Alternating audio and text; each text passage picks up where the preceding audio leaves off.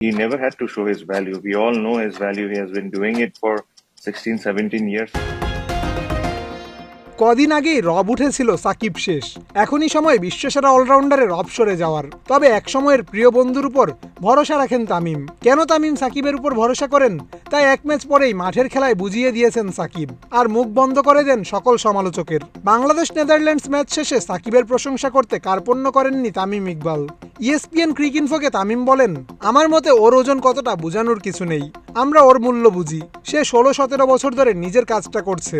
কিছুটা খারাপ সময়ের মধ্য দিয়ে গেছে, অনেক সমালোচনা হয়েছে, অনেক কথা হয়েছে, সব মিলিয়ে দারুণ একটা ইনিংস ছিল।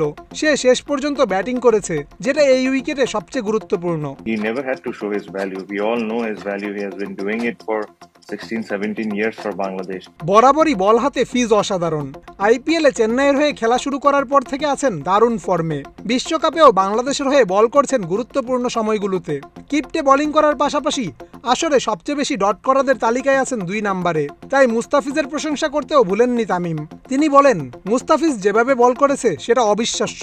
সে সবসময় কঠিন ওভারগুলোতে বল করে থাকে, সে এই কাজটা ভালোভাবে করছে। এই উইকেট বাংলাদেশের জন্য মানানসই, অনেকটা দেশের মাটিতে খেলার মতো। The way Mustafiz is bowling at the moment is it's unbelievable. ডাচদের বিপক্ষে জয়ে গুরুত্বপূর্ণ ভূমিকা রাখেন লেগ স্পিনার রিশাদ হোসেন। একসময় ম্যাচে চালকের আসনে ছিল ডাচরা, সেই জায়গা থেকে একেবারেই রিশাদ ঘুরিয়ে দেন ম্যাচের মোমেন্টাম। রিশাদের সেই ওভারটি তামিমের চোখে অবিশ্বাস্য এবং ম্যাচের টার্নিং পয়েন্টও। রিশাদকে নিয়ে তামিম বলেন, রিশাদের তৃতীয় ওভার ম্যাচের চেহারা বদলে দিয়েছে। ওই সময়ে নেদারল্যান্ডস বাংলাদেশ সমানে সমান লড়াই করছিল। নেদারল্যান্ডস 3 উইকেটে 111 রান তুলেছিল তখন। খেলাটা কোন দিকে যাবে সেটা নিশ্চিত ছিল না। ওই ওভারটা অবিশ্বাস্য ছিল। I think very impressed. I think his third over changed the whole course of the game. ডাচদের বিপক্ষে টাইগারদের শুরুটা ছিল নড়বড়ে, তবে সেই ধাক্কা সামাল দিয়ে দলকে ভালো সংগ্রহ এনে দেন সাকিব আল হাসান।